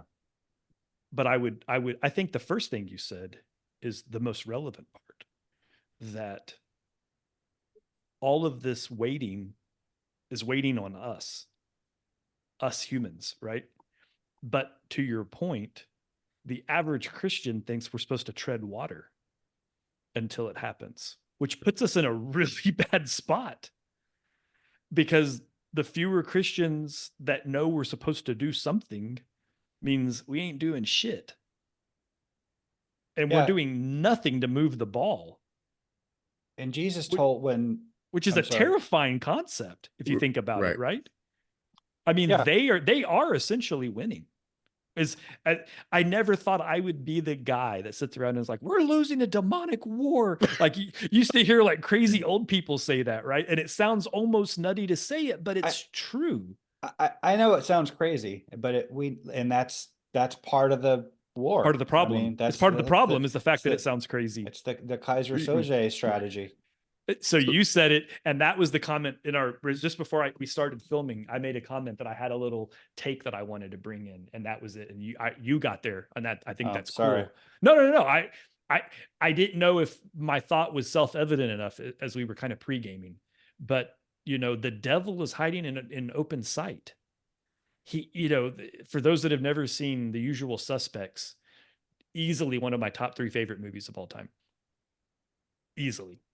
And that line that the greatest trick the devil ever played on man was making them believe he didn't exist was uttered by no other than Kevin Spacey, which is rich coming from which is funny about sex offender, about Satanism, right? In a movie by a habitual sex offender. They believe that there is no Satan, yet they name their religion after him. So basically they're living out the greatest trick. Right. Like it's incredible, crazy when you think about it. And we've talked about the divine council and we've gotten heavy into it, and then we've kind of not touched it for a while. The simple fact that the average, what you call them, garden variety Christian, the garden variety Christian doesn't really give any thought to or any space for the idea of evil forces existing in our world. Or they think there's a demon lurking behind every bush. They think the devil's the reason they have a flat tire on the way to work. Right. Or he's like he's omniscient as well. Like, could be everywhere, doing everything at once. It's like we attribute stupid things to the devil without giving proper credence for big picture things like this perpetual slide of humanity into a horrible state. In your it's kind of weird. In your current lived experience, are you talking to the lesbian? I'm talking to both of y'all. I know that the news or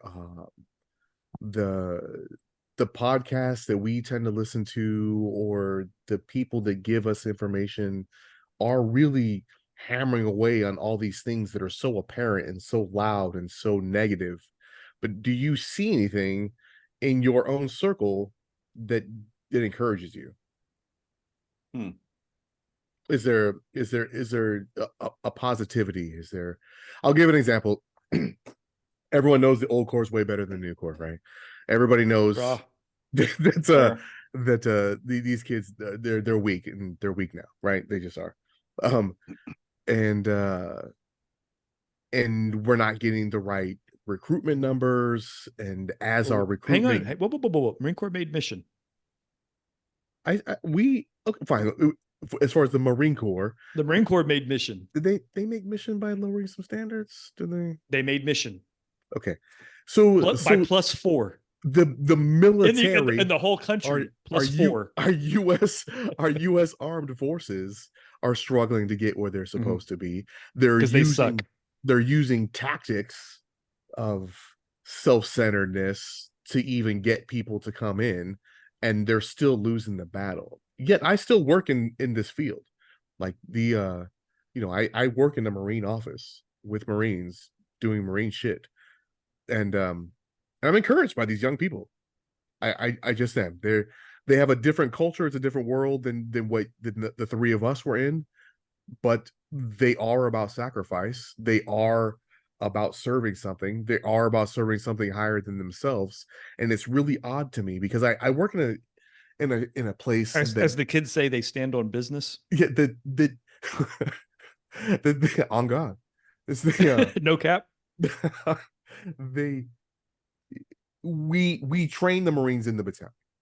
So a lot of times the people that are able to train Marines are people with experience. So they come back from a deployment and then they get thrown into the shop, and then they give their experience to help people without much. And those are all people who are about to get out or about to PCS. Usually, they're like, hey, I'll just do my last bit helping these dudes, and I roll on. And what's interesting is when you ask young Marines, why they're getting out, it's because they didn't do anything. They didn't do what they signed up to do. They didn't they didn't fulfill the training that they were given. They want more. So it's interesting to me when young people have more on their plate, they perform and they want to stay. That is interesting. When you start making things lazy and less defined and willy-nilly, then they don't like the organization. And I think that's probably a lot of jobs across the board for younger people. But I'm encouraged to know that the young people actually do want to not be lazy. I think staying with that theme, I'm encouraged. Well, we'll see how it works. But I find it interesting. So you mentioned recruiting techniques, and they've been very me focused and army of one and that kind of stuff. Recruiting commercials have changed in the last 6 months. There's one that's been floating around as a meme in some of my circles. The Air National Guard. Air National Guard. Their recruiting commercial, I'll see if I can find it, link it into this segment, is like they're shooters. They're like dudes like fast roping out of helicopters, and they're PJs is what it is. They're showing some PJs doing like real world ops, and they're trying to make that the gimmick for the Air National Guard. Now, if there's an Air National Guardsman out there, this isn't shade. Tell the listeners at home what PJs are. They're pararescue jumpers. They're pararescue jumpers. So they are, thank you, Brian. They're essentially the special ops of the Air Force. And by any standard, anybody in the SOCOM community gives PJs the nod. They're the guys that when a pilot goes down, these guys will go behind enemy lines and extract. They're typically very highly trained on medical stuff, also because they're expecting the guy to have a busted leg or be injured, et cetera. Okay. And they're good dudes. Thank you, Brian. But the point is that's where the Air National Guard is going. The Army has been going they're appealing back to traditional masculinity they're reverting because they're realizing that the other thing wasn't instead working. Of my two moms inspired me to exactly and the reason why I'm doing is because I need to impress my sorority sisters. Yeah. So I mean, I don't know if it might be too soon for me to be happy or excited or feel good about that, but it definitely is showing a reversion to the current trends. It does seem like Gen Z, at least the boys are kind of rediscovering like why Chesterton's fence was there. You guys know this saying by G.K. Chesterton? No. A conservative comes to a fence in the woods and thinks, well, that fence must be there for a reason. I should find out why before I tear it down. A liberal comes to a fence in the woods and says, I don't know why this fence is here. I'm gonna tear it down. And that's kind of how, they don't understand why all of these traditions and these traditional roles and the patriarchy and all this stuff that they think is bad and that conservatism represents, that they want to tear down. They don't know why it's there. They don't see the value. And so, and we do see more and more of that. Like people are, women are discovering that hookup culture isn't good for them. And dudes are like, damn it.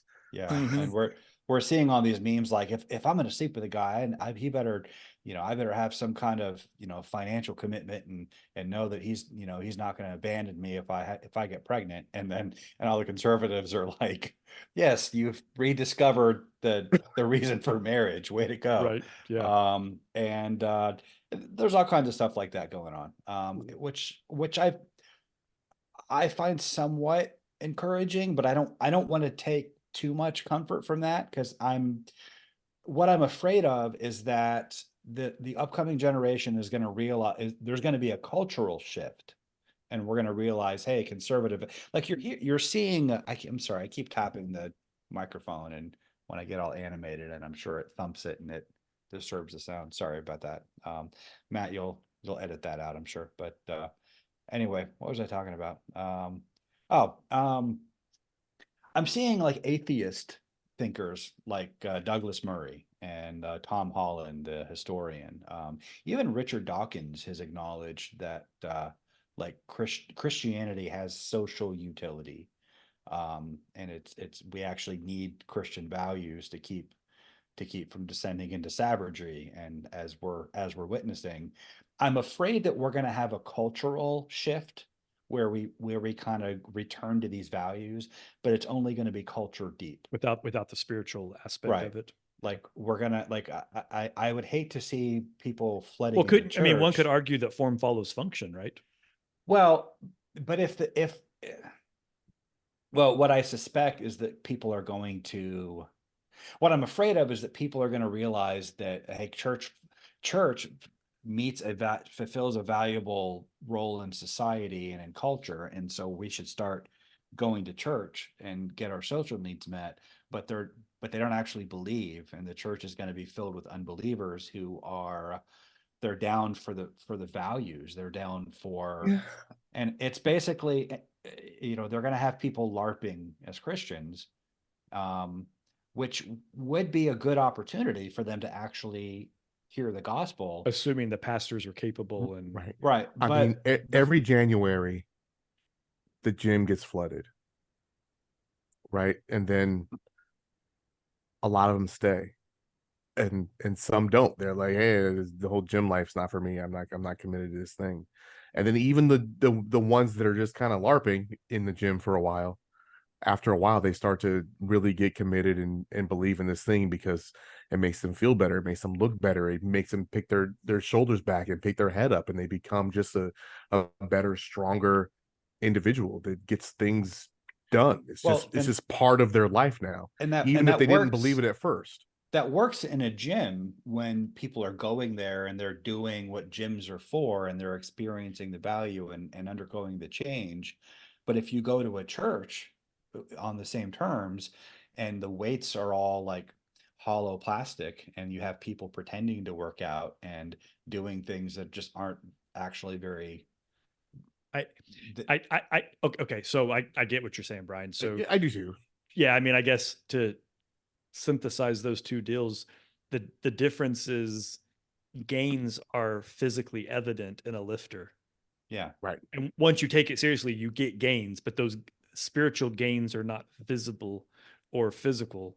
And so it becomes like a game of it's more about a game of charades than it is about. Yeah. If you have a bunch of people flooding churches and getting more moral therapeutic deism, and they're told, if you accept Jesus into your heart as your personal Lord and Savior, you go to heaven, and when you die instead of hell, as a disembodied spirit, and that's what it's all about. I mean, I think we'll have a nice culture. I think we'll have a good. It will seem like a resurgent church, but it'll just be the illusion of that. But I would still argue it's a better starting point. Right. And it puts us within spitting distance of actual church. because then all we're dependent on is good pastors.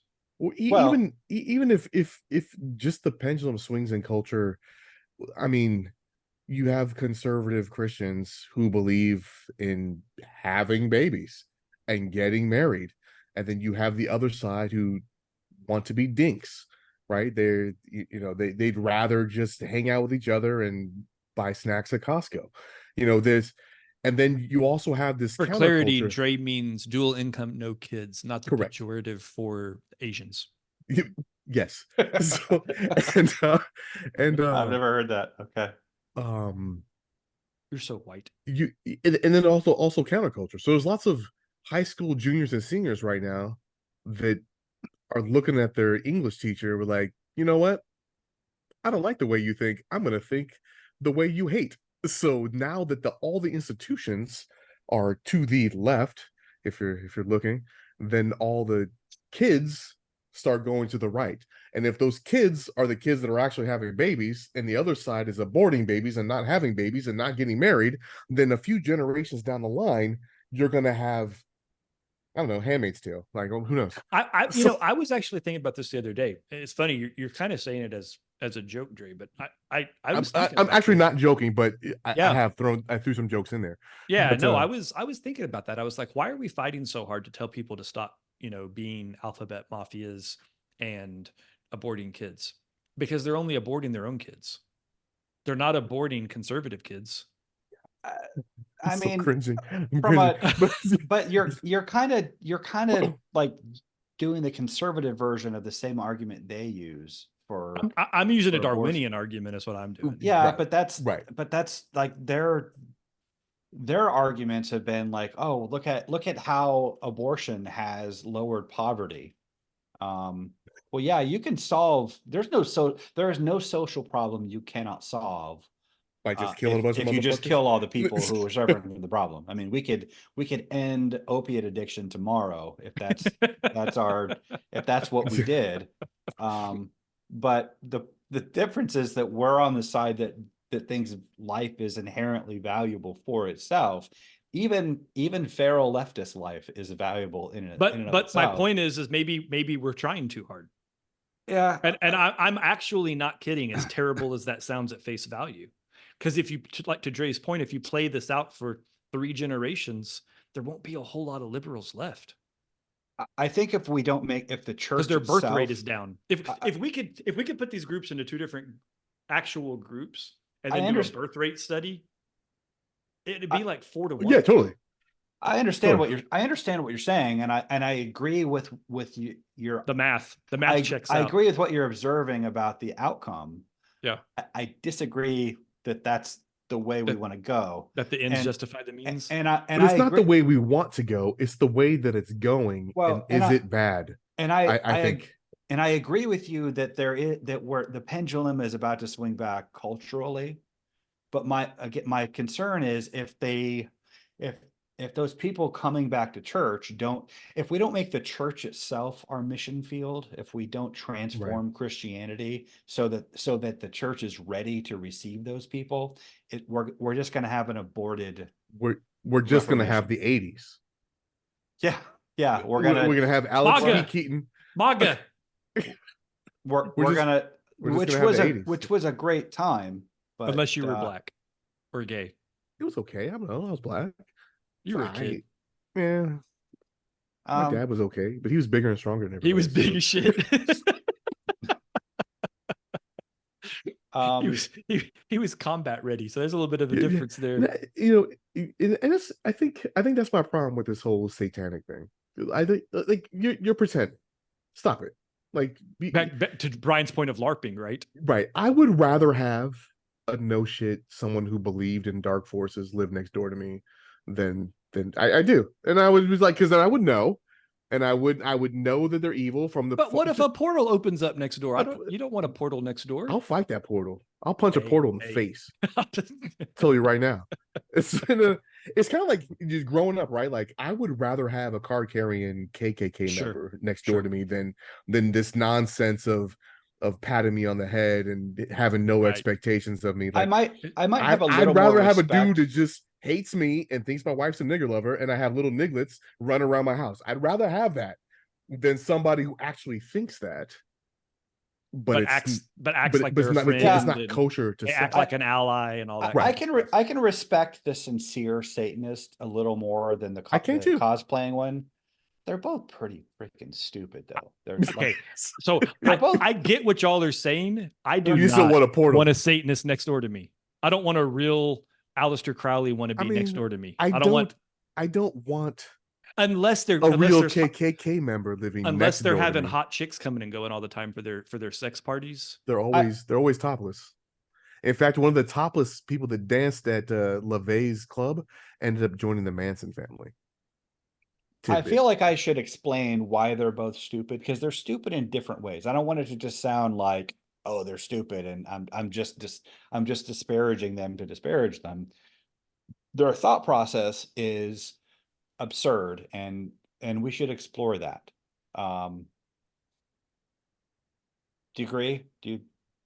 I mean, well, you're not stopping me, so we kind of already did, I thought, but I mean, yeah, well, you're not stopping me, so I'm going to keep going. Well, the make-believe Satanists, the people who say, well, first of all, they're both parasites. They're both like, they hate Christianity, they hate God, but they have to depend on the Bible to give them their symbolism and their language to condemn it. Fair. Which is just weak. You're just like, go make your whole religion up versus do an anti-religion that's a derivative of. If you have to, they're a spinoff. Yeah. It's like isn't that true of Islam also, though? Yeah, but at least they believe that Mormons believe that, Muslims believe that Jesus was a Muslim and that Moses was a Muslim. Right. It's also dumb because Satanists believe the Knights of Templar were Satanists. If they read their own source, then it refutes itself. But I didn't want to about Satanism, though. But there were no Muslims before Muhammad. There just weren't. The original apostles weren't Christians; they were Jews. Well, the original apostles were Christians. They weren't Christians. Well, they were. They actually followed a dude named Jesus. But he didn't call himself Christ. Is my point. It's like, well, they weren't Christian because he's got a dope ass nickname. He didn't name himself. That's a callback right there. That's right. If a Christian is someone who believes that Jesus is the Christ and follows his, they were the first Christians. They were Jews when they started following him, but they were still Jews. They were Jews the day they died. Yeah, but you're speaking of Jew and Christian as if these are mutually exclusive terms. They were Jews and Christians. In a manner of speaking, Christians didn't exist until the first Pope. Is kind of what I'm getting at. Uh-oh. Or not the Pope, but like the day of Pentecost. Yeah.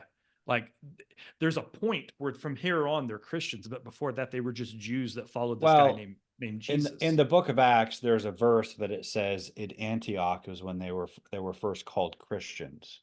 Okay. And that's where Peter was. He was in Antioch. Who was the first Pope? Well, allegedly. Not really. But that was the point I was trying to make. That's the whole train of thought that I'm basing it on. Yeah. Right. But we're kind of off in the weeds a little bit, though. Yeah, I was just saying. But Jesus wasn't a Christian. So why are the real Satanists stupid? Well, I would apply this to occultists in general. Less like New Agers. Like if you believe that there are otherworldly forces, there are spirits out there. All occultism is basically it's you're calling on spirits to do your bidding for you. You're trying to control them. You're trying to make offerings for them to either give you favors willingly, or you're trying to control them, as in like the Key of Solomon, that kind of stuff. But it's so you acknowledge that there are there's a reality. It's not like you're an atheist who reads the Bible, who rejects the supernatural, and that's why you think Christianity is silly. Your reasons for rejecting Christianity are totally it can't be because you reject that God exists, because you're you believe You in can't have the Satan without God. supernatural, right? Wait, and I'm gonna push back a little bit. So what if these people understand that there are other forces, Okay. and they just think that the text that's in the Bible is wrong because they basically think that the Bible is pimping their guy and not the guys that they're trying to get their power from. Well, but they still believe in the same cosmology. They believe in the same cosmology, but they believe in a different hierarchy. So how does that make them dumb? So do they believe that Satan is the creator of the universe, or that he's a created being? Well, what if they have an Eastern thought that all beings are come out of the universe? What if Satanists, being that they're esoteric in this mystery teaching, are Eastern in all beings are created? Well, and that is or come out of the universe. That is typically what occultism always tends to. Okay, so why does that make them dumb? Because they have a different worldview than us. Because they're choosing a created being within this particular. I mean, well, one, they're not choosing that worldview. I mean, their belief system always goes to that, but it doesn't start out that way. It starts out with the cosmology of Christianity, and then as you proceed through the religion, and I think they believe in a cosmology of Christianity, but Christianity has a cosmology that's an error.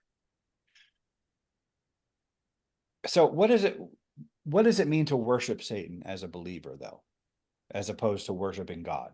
I mean, so there's Satan, and then we also talked about just occults in general, right? Like, is the occult always Satan? Is that what we're saying? Occultism tends to go to Eastern thought, and just to review from what we've discussed before, and I know this is boring for you guys, but I think it's important to specify this for the listeners. There are only two religions in the world.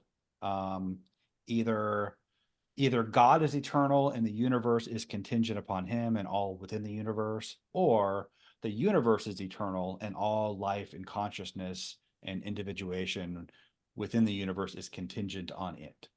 Eastern thought, if we're speaking in general terms, which the most developed version of it, which would be Hinduism, Eastern thought has it that we're all basically God, like, because the universe is God.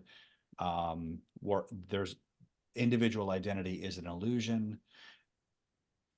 In the Bible, you have God creating the universe by the distinction of opposites. He creates time by creating day. I'm wrapping this up fast. Don't worry about it. Like, I know this is dragging on, but I'm giving you the Reader's Digest version. He creates by distinguishing opposites. Creates time by separating light and darkness, creates space separating the waters above from the waters below, creates earth by separating waters from dry land, creates animal life and man from arising, and each according to its kind. Death is dissolution. For dust you are, and to dust you shall return.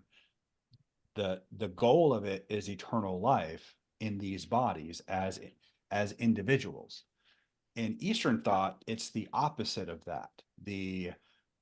The goal is to escape life, to escape the cycle of samsara, and to be reabsorbed into everything and lose your individuation. So it's basically, they offer these opposite paths. So you could say that on Christian term, what Christianity offers as eternal life, Eastern thought holds out as a curse to be escaped, and the eternal life they offer is exactly what the Bible calls death.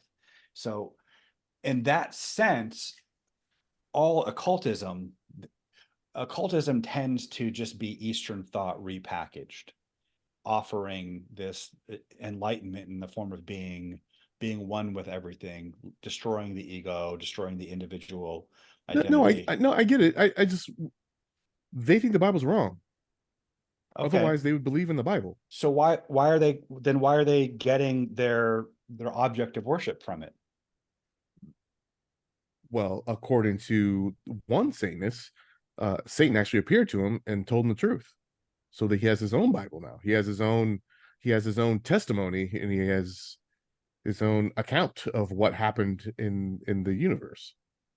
Do you think that's most which Satanist is that? That's the Setness. Okay. Michael Aquino, the one that broke off from LaVey. So, but we have to pretty much take the one that likes metal. We have to take his word for that, though. Do you think Okay. but again, why is he calling himself a Satanist? Because Satan is the true being that you should worship. But what is that? What makes him the true? Is he God? Is he the eternal being who created the universe? Well, why does it have to? Why maybe he doesn't think there's a God, eternal being of the universe. So the eternal, maybe there's many eternal beings of the universe. Then why is he called? Why is he getting his? Why is he identifying him by terms defined in the Bible? Because the Bible twisted it. They're lying. What do you mean by terms identified in the Bible? What does that mean? Well, Satan means, as he appears in the Bible, it means the accuser, the prosecutor. He's the accuser of man. Mm-hmm. You're saying why would he identify himself with that name? Well, why would he by saying that, then he recognizes that God named him the accuser. God therefore, there is God. And why would you? That's actually a really fair point. And why would you worship a lesser being? Back up, Matt. What's the fair point? That what you just kind of brought up, the way that makes sense. Why, if Satan was either an independent entity, deity, or a supreme deity, why would he choose to self-identify by a name given to him by Yahweh? Right. Yeah. I'm sorry. I thought you were saying Matt. No, I thought you were saying Dre made a fair point. No, I got what you said as Dre was talking it through. I didn't get it at first either, but when Dre said it, it kind of just codified. No, I understand that. But the Gnostics also believe that, that the God of the Bible is the God of the Old Testament, and that the truth came from the one that was the serpent. Well, and so that's more Luciferian, right? He was misnamed by the Jews. Therefore, they're not going by the name given to him by God, and they're going by his name. Right. Therefore, he is the one true God. And the one true God that the Jews and Christians believe is the one true God is not the one true God, because the one true God is the one that came and told us that we need to have free will. Right. And that makes more sense. Right. And I feel dumber advocating. Having said all of that. And I would ask somebody who believes that, why do you believe that? What's the well, I mean, I'd have to do a lot more research than that. I'd have to go like undercover brother. I think you should do that. But just show up Gnosticism is basically just it's the same basic idea of Hinduism. No, I know. Yeah, we've gone over that too. But I think the point that I took, it just occurred to me is, Brian, you were kind of denigrating the two types of Satanism. And I think the easy answer, all of that, as you made that point, is the naming convention itself. I would have more respect if they said they were a Luciferian, because that was his angelic name, versus. But they're still getting that from the Bible. Well, yes and no. Actually, there's a sect. Well, that's why the Satanists. So Michael Aquino was like, they refer to him as Set, not as Satan. Yeah, Satan came to me and told me his name is Set. Don't believe that bullshit you read in the Bible. Okay, but I paraphrased. So when he says Satan came to him, like why? Well, he said that the dude everyone knows as Satan, right, actually is not Satan, because he told me that his name is Set. Right. And I don't know what I'm really talking about, because I read an entire Wikipedia article on Michael Aquino, but that's what I took away from it. Set is the Egyptian god of it is. He is. So the underworld, who is Osiris's arch nemesis. Disclaimer, Andre believes that Michael Aquino is also full of shit. So here's a serious point of order. You said something a second ago, Brian. Lucifer is not the name of the devil in the Bible. It's the Latin name for the morning star. Right, which is also used to refer to Jesus. Right. It's which is why you have the pentagram. Right. But my point is to say Lucifer was anybody's name is questionable, whether that's the devil's name or not. So that was why I was saying, if a Luciferian is using a name that was sounds more legit. Well, it also could have been Jesus, which gives it which puts it into a different place versus a title given to you by a guy who thinks you work for. Well, if somebody says, if somebody calls themselves a Luciferian, they're talking about Satan. I know what they're talking about. I just said the name from a biblical legitimacy point of view. It's not what this goes back to all that. Is the devil the same person as the dragon, the same person as the beast, the same person as the Leviathan? Like, that's a whole nother episode. Maybe we should do that as an episode, but that's a whole different 4-hour conversation. Yeah, I have a blog article about that. Oh, we should plug it. We're going to plug your blog article. Well, yeah, we've talked about it. Matt hates it. That's the one that'd be so wordy. I don't hate it. It just be so wordy. We're going to post it. And my context looks like he's able to read wordy stuff. And he should comment on this blog article. Yeah. Hey, good. we should address that. We had an episode where we talked about the moral argument, and we kind of messed it up. I'll own this. So for all the listeners, Brian and I got in, Andre, all three of us kind of got a little more heated than you actually even heard. And I had to do some pretty heavy editing, and I screwed up when I compiled it. And it wasn't so much because it was heated. Gap. It was just because it wasn't necessarily the best content for it wasn't. Yeah. Because we were kind of just pissing on each other at one point. And so I edited it. I screwed it up. It got a lot of comments, specifically at my context. You and Brian were having an exchange. I had to delete it because I couldn't figure out how to edit it and keep the wrapper in YouTube. I'm just not smart enough to know how to do that. So when I re-edited the episode, my only option was to delete the old episode and put the new episode in. And I should have copied and pasted all the comments, and I didn't. So I apologize for that. There was no intent to take down dialogue or censor. And I'm actually really sad that we lost all that, because there was a lot of thoughtful exchange between the two of you specifically. Well, I don't think sorry about that. My comments wouldn't show up, and I couldn't figure out. I don't think we ever figured out why that was. We didn't. So he never. I don't think he saw your comments. It was probably Lucifer. But they were but at my context, I loved your long form responses, and please keep doing that. And I promise never to delete an episode again if I can help it. And my comments, you like my disclaimer, if I can help it. I wrecked him with facts and logic, and here we go. And but he never saw them. I never saw it. If a tree falls in a forest.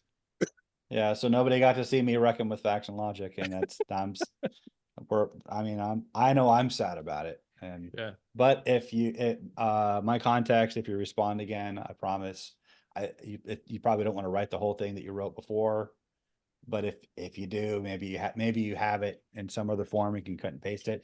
I promise to wreck you with facts and logic.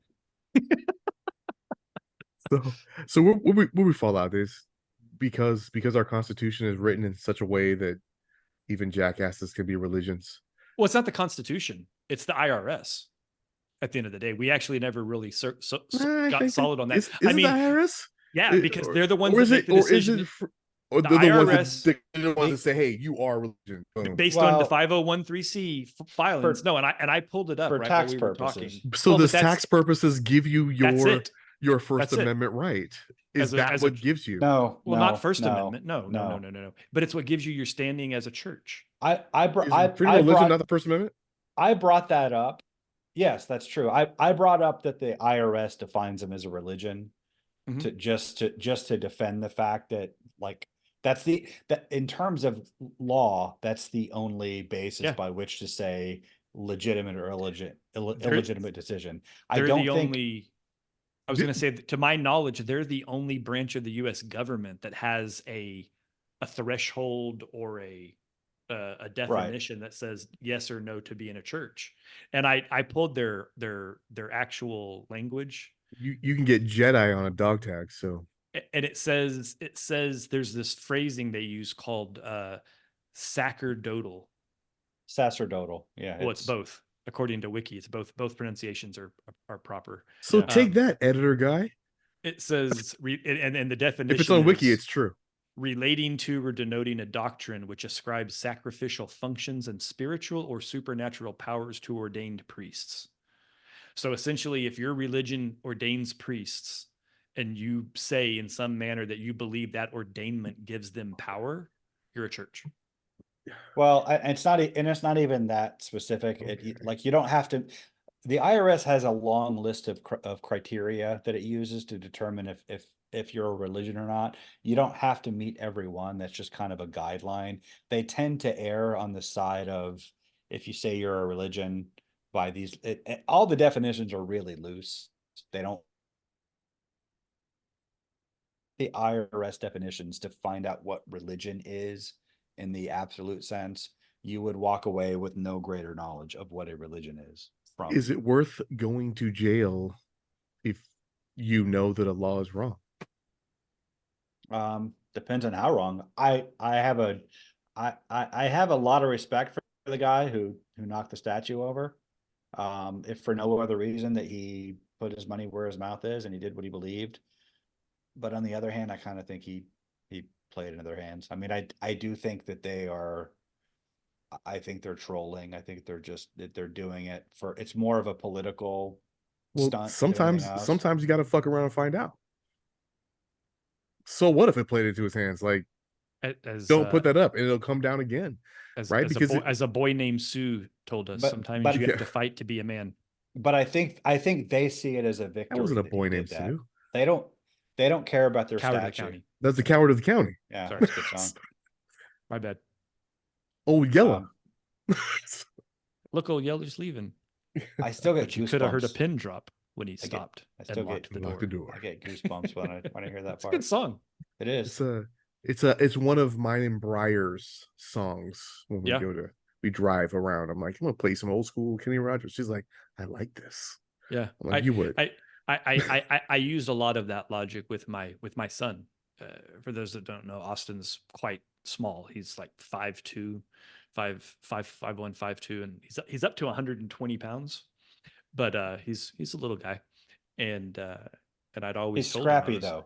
I taught him from an early age. I was like, listen, if somebody's messing with you and you can't and you don't want to take it, pick up something heavy and hit them really hard with it. And I was like, and the next time you see him, do it again. They'll eventually get tired of getting hit with sticks or rocks or whatever it is. Or just fight back at all. And you might not win. They get tired of pummeling you. But my point was, don't start the fight evenly. Yeah. Right. And they might beat you up, but if they have to pay a price every time they do it, it's not worth it at some point. Right. That was exactly what I taught him. To my knowledge, he's never hit anybody with a heavy stick yet, but I'm waiting for the phone call from the police. He's like, I will pay those attorney's fees with a smile on my face. It was Austin Moore in the study with a lead pipe. Right. I might start a GoFundMe or something, but it'll be what it'll be. All right.